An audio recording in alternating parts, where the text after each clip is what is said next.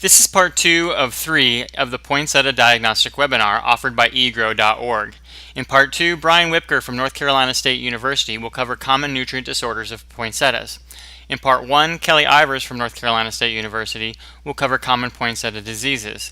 And Raymond Cloyd will cover common insects and mites in part 3 of the webinar. Okay, so let's see.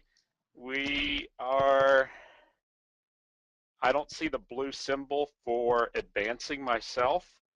So I see it when you do it. So we might have to go on with the next function. So I'll try the next one, and then I'll tell you, Brian Krug, if I need that. So I'm Brian Whipker. I'm down at NC State University, so we do a lot of plant nutrition research. So we've also been involved with killing a lot of plants, poinsettias, and inducing symptoms. So that's some of the photographs that we'll have in this presentation. So the slide advance is not working, so Brian Krug, could you advance it, the next one? So what we're going to talk about is basically the major nutritional disorders in the next few minutes, looking at both identification and management. So when you're looking at an idea, we're going to talk about pH, nitrogen problems, calcium, magnesium, and molybdenum. So the next slide. So when you look at plant nutrition, oftentimes you need to look at the leaves for helping to diagnose the problem. It tells you a lot of what's going on. So we're going to use that methodology to differentiate some of these problems. So with the next slide, you look at different parts of the plant. You know, a lot of problems are roots, stem, leaves, and bracts. But on the next slide, we are primarily concerned with the leaf disorders that are going on. Whether or not you draw a line on the plant, and then with the next slide or the advancement, it's whether or not the symptoms are in the younger part, the upper part, the older part, or both. That will tell you a lot about what different nutritional disorders that we're looking at. So next slide.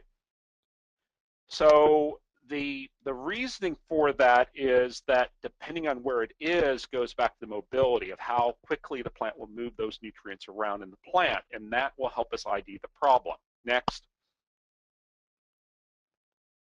So you got a plant, if you'll progress it, there are different disorders that come at different areas, young and old. The next progression, you'll see that on the bottom of the plant, nitrogen, phosphorus, potassium, magnesium are probably the most prevalent that we see. High EC levels, advance. And then, of course, the top of the plant, probably calcium and iron are the two most prevalent with poinsettias. And with the advancement, then unique to poinsettias, you'll also see in the middle part of the plant, sulfur will come in there first, and then more keyly, we're looking at molybdenum deficiency, which is pretty well unique to poinsettias and also some of the cole crops. So we're going to kind of go over some of these in the next few minutes. So advancement. So when you look at the different problems, we're going to start with the overall part of the plant. And so the first one that we're looking at is primarily overall is sulfur deficiency. And so you will see a pale coloration occurring on this plant. This is a grower operation that was in North Carolina a few years ago, and you can look at the tissue levels, 0.07%, which was only 12% of normal. So you had that pale coloration, which is different. It's not intervanal like you would see with high pH problems going on. And so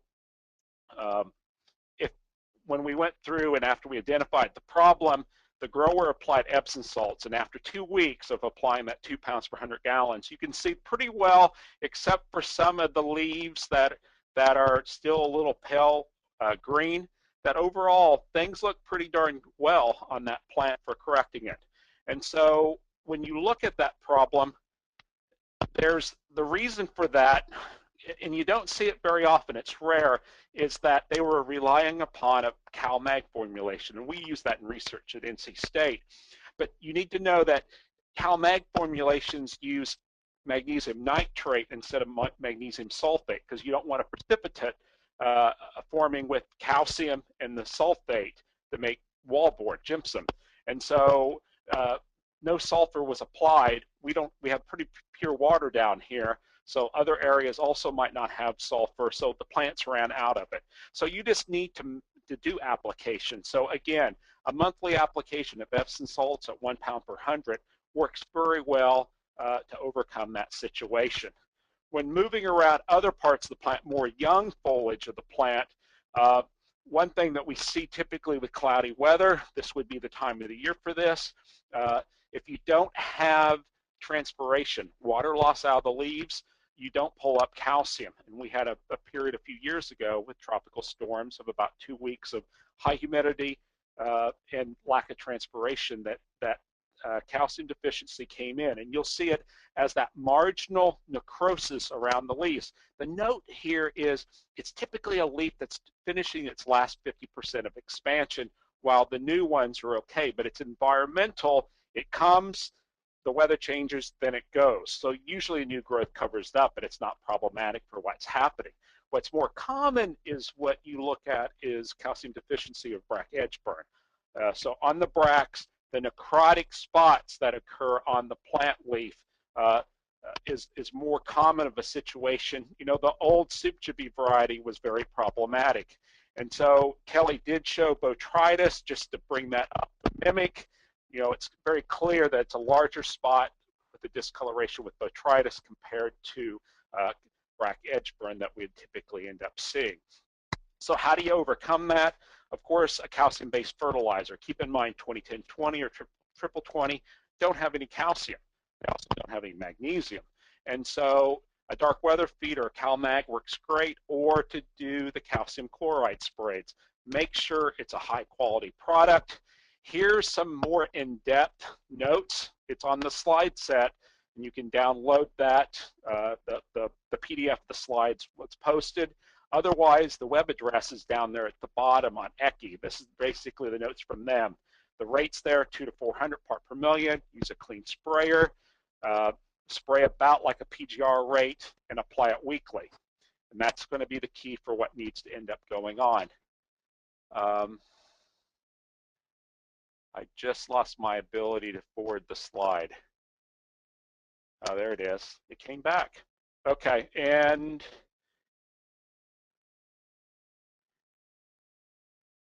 let's see how well this is going to work. Okay, it's there. So test on a few plants. Keep in mind calcium's not mobile because it's incorporated in the leaves, so you're going to have to apply weekly, and a little spreader sticker is good. And then some notes on application. Don't apply it to stressed plants, not when the temperature's hot, but we're getting cooler, and then spray in the morning to help overcome that. So that are some quick and dirty notes, but again, that e-GRO guide on their website's excellent. So pull it down and read it. It's only a few pages to figure out what needs to go on. Just to cover very quickly, there's also some mimics that are out there. The upper left side thrip damage, Ray Cloyd will talk about that. Typically, we'll see some distortion. Some people think it might be some molybdenum, phosphorus on the leaves, some genetic things going on. Herbicide drift. Down in North Carolina, people right now are starting to renovate lawns. We get a lot of 2,4-D drift in the vents, and you'll see that distorted growth. And then some chemical applications that can be problematic. Distance had with overdoses can cause some distorted growth on those plants. So then looking more at interveinal chlorosis, there's two different elements to look at here. We're looking at iron and magnesium. Keep in mind that iron deficiency is going to happen in the upper foliage of the plant. Magnesium deficiency, typically we see at the lower part of the plant, especially early on, that once the bracts have formed, you can get those deficiencies coming in right below the bract. So just keep in mind that that does occur. That's not commonly known for what is going on. And so how do you find out which one it is? Well, a soil test will, especially if the pH is above 6.4, it's going to kind of push you towards iron deficiency, whereas you'll have to do a tissue analysis and soil test to get a better idea about magnesium. But you ought to know what magnesium's coming in your water supply and what magnesium is being supplied if you're doing Epsom salts to the crop. So typical symptomology is this intraveinal. So the veins are green. It's chlorotic between the veins, intraveinal chlorosis, and so that's very typical problem. And it's the upper part of the plant, and then it will start moving around.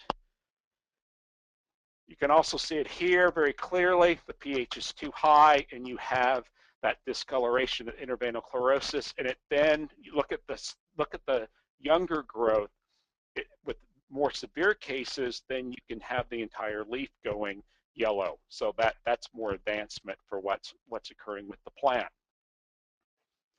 So Kelly talked Pythium, root rot. So typically look at the pattern in the greenhouse. If it's all the plants or a large number of plants on the bench, you need to start thinking a little more on iron problems. But if it's a lone plant like we see in this case here, you need to check out the roots. That's more likely to be a problem with Pythium than it is to be a problem with iron. I mean, it's an iron uptake issue, but if you don't have any roots, you can't get the iron to the upper part of the plant. To manage it, it's really a pH issue. Ideally, 5.862, but a lot of poinsettias are really forgiving. A 5.6 to 6.4 is still fine. Some people would even go higher on a pH, so they're not too picky. We did a study a few years ago, and we grew the plants at different lime rates, which gave us the corresponding pHs at the bottom, 3, 5, and 6.2. You can see at pH 5 and above, the plants look great. But all we saw was stalled growth at pH 3. They were smaller. We saw no leaf symptomology, which was very interesting because, you know, like a geranium, you'll see that speckling, that necrosis going on, but that was not the case with a poinsettia. So how do you correct it? Get the pH under control. Iron drenches, acidic fertilizers, acid water drenches all work very well.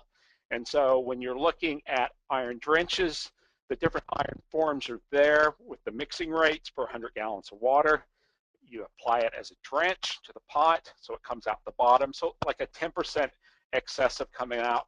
Rinse it off the foliage. And of course, this is the recommendation for poinsettias, but you know, if a plant is susceptible to iron manganese toxicity, you need to caution of not applying it to all the plants in the greenhouse that might be susceptible. And there's an excellent guide from Greenhouse Grower by Argo and Fisher on pH management that has additional details if you're interested with that. So when you look at high pH correction going on, the other options include acidic fertilizer. Down here in the southeast, 2177 can be used, but it has all urea and ammoniacal nitrogen. Up north, when it gets cold, that's not really a great choice for you. And you can do an acid water drench using sulfuric acid, get the pH down to around 4 of the water, apply it as a drench, and rinse the foliage. So that one is not, that acid water drench is not a long term, doesn't have a lot of residual with the plant, so it doesn't give you a lot of options for the long run. You got to really use an acid or an iron drench to help out. The next problem we're looking at is molybdenum deficiency. I've seen this a few times. This one, you know, I do a lot of visual diagnostics. This one's probably the one that I'm the least comfortable with on poinsettias. So, you know, really knowing what you're looking at, because it does look a little like potassium, it does look a little like magnesium, and so it can be problematic to go through, even for me, of trying to go through and figure out what the problem is. So you see that chlorosis, you know, it looks like you over-applied cyclocel under severe cases. And then under other situations, and again, it's coming in more mid to upper level of the plant, and so you would have known if you had applied cyclocel, and at late stages you're not going to because of reduction in bract size. But look at the plant, you know, you got some interveinal, more of a chlorotic bleaching effect that's going on with that plant. And so that's what you're looking at, and in this case, the same thing, and a little leaf curl also occurring with the plant. So when you look at deficiencies, it's not very common with the plant, and so but because, well, there is a higher level of need that goes on with molybdenum uptake. So you need to have molybdenum in the fertilizer mix. If you need a corrective application, it's there.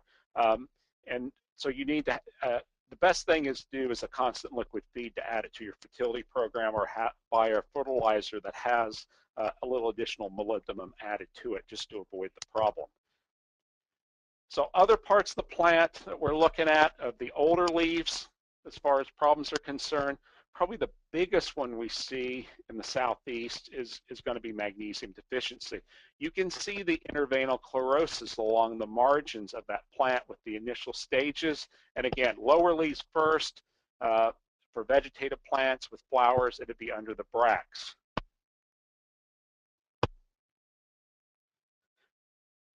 And so under severe cases, now we grew that ourselves. We tried killing this plant, and you can see we're doing a really good job. You can see the distinctive interveinal chlorosis. I mean, it just very obvious. And then you can see on the leaf at the far right, a little more necrosis coming in. So that's very severe cases of magnesium deficiency. Here's a classical case of late season magnesium deficiency in a grower. They had a broken injector, and you can just see that interveinal chlorosis going on. And initially you would think that it would be iron problems, but the pH was right on target. And with the tissue sample, we did confirm it, but it can be problematic of differentiating between the two. So again, do a pour through or some type of pH test to help you determine which way you're looking at. And then other things to keep in mind just to avoid problems with calcium and magnesium is that you need to have the ratio between potassium, calcium, and magnesium at a 4:2:1. So that prevents some antagonistic relationship, because the graphic here looks at as the potassium level increases at your fertilization rate from left to right, you will see a corresponding increase in tissue potassium. You expect that. You add it more, there should be more in the leaves. But consequently, that antagonistic relationship, when it gets higher, you see a nosediving occurring at both calcium and magnesium. So that's why the ratio is important, because if you have too much potassium, you can induce problems starting to make the plant susceptible to having a magnesium or calcium deficiency. So that's what we want to avoid. So for magnesium deficiency, don't apply too much calcium. Make sure know what your water supply magnesium level is, and target between 25 and 50 part per million. And so either from your water or a monthly application of Epsom salts at 1 pound per 100. And if there's a problem, 2 pounds per 100 works great. So and keep in mind 20-10-20, triple 20, and then 15-0-15, which is calcium nitrate, potassium nitrate, don't have any magnesium. So you need to supply it if you're using one of those fertilizers by themselves. The other big one you look at lower foliage is, of course, nitrogen deficiency or low EC. You get the pale coloration, and then it goes more yellow, and smaller plant size also occurs with that situation. And so it starts at the lower part of the leaves. You can also see on the plant on the left without nitrogen that there's less growth. It's stunted because of the lack of nitrogen being supplied to that plant. Here's a case, again, of the same operation with a broken injector, and you get lower leaf loss if you're having low EC. They were starved at a very rapid, or at a period where there was a lot of rapid growth. So when you look at nitrogen, most people are adding between 150 to 250 part per million. That asterisk there, of course, for overhead irrigation. You're looking at 25 to maybe up to 50% less fertility going on if you're doing sub-irrigation, because you don't have the leaching going on. It's better to have most of the nitrogen in the nitrate form, and there's some target values looking at EC during active growth for the pour-through, SME, or 1 to 2. They're all equivalent, so just depending on which method you're using to measure your EC if you're doing some in-house testing. The next problem we're looking at is phosphorus. Usually you get darker green coloration than purpling going on. with the plant.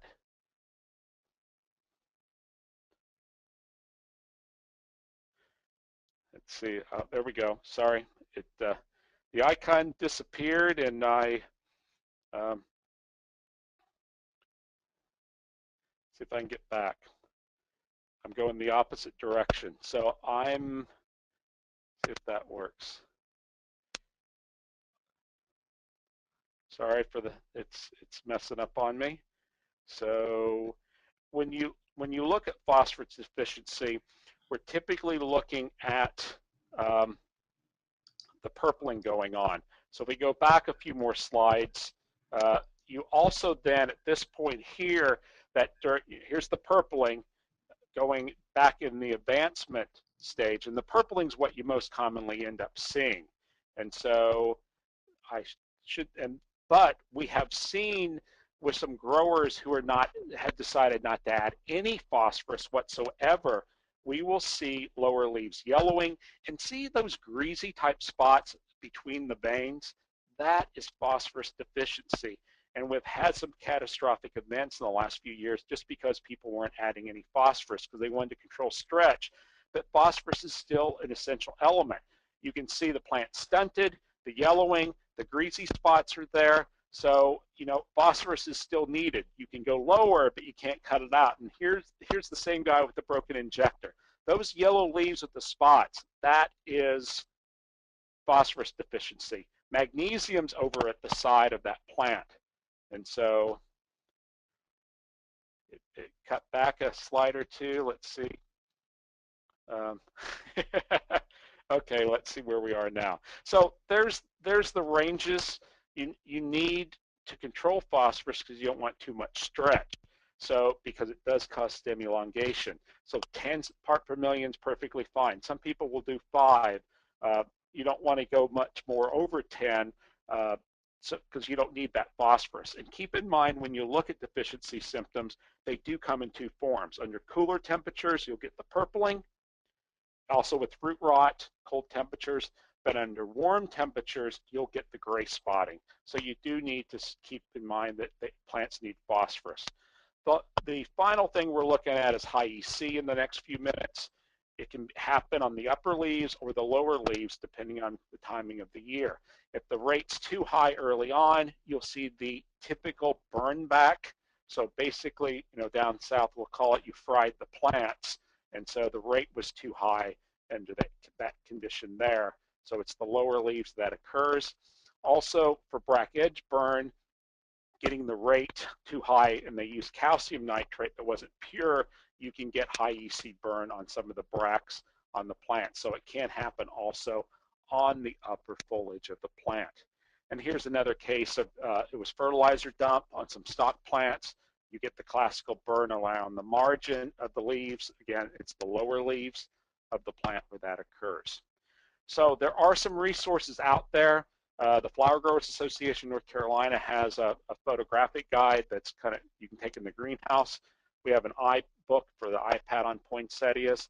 And then if you really love nutrient deficiencies like I do, we've actually done some podcasts that you can get on the e-GRO website, or you can get it on the Floorcast, the Greenhouse Grower website, that has all these covered if you want to watch those over and over and over again. So with that, in summary, we covered the primary ones. Keep in mind you need to do in-house testing, PHEC. You need to do monthly testing to see really what those exact nutrients are. It's an important crop. There's a lot of pots in your greenhouse. And if you got a problem, send it to a commercial lab. And so we talked target levels. The levels are there. I don't need to repeat it. And so it's on the slide so you can look at that. So with that, that opens it up for some questions. All right, Brian, we do have one question. You did show it on that last slide, but it was quick. But the question was, what is the range that the EC should be in for poinsettias? So I don't think I had that ability to go back. Oh, you went back to the front. So it's on the slide. So off the top of my head, let's see if you can. Here I got my. the target level, so that last slide, sorry I went over that. So the target levels for EC for active growth, if you're poured through 2 to 3.5 millisiemens, and if it's SME 1.3, 2.3, and if you're doing 1 to 2, it's 0.7 to 1.4. So again, that's active growth. After the bracts form, you're going to cut that down by 50% at the end. And at this stage, keeping the EC, I'd probably be based on what our plants are at right now. I mean, they're like teenagers. They're growing. They need that fertility there. You can't stall them. So those rates are appropriate at this point. Thanks, Brian, for bringing that slide back up. So it's on the slide that also helps. So, all right. All right, one more question, Brian. How long can an acid water drench last in maintaining your pH? Acid water drenches they're going to be applied to overcome some of the built up basicity in there, but there's not a lot of residual. If you got a lot of alkalinity in your water, it's not going to give you more than 2 weeks. It's a quick and dirty method to drop it down to where it needs to be. But if you're fighting pH going up continually, you got to bring something different out of your toolbox. You're going to have to do alkalinity control, and so to overcome that. So if you want longer residual, some of those iron products would be what I would suggest. All right, so we're at our break again. We'll take a 5-minute break. It's 2:21 now. So at 2:26, we'll come back and with our last portion with Raymond Cloyd.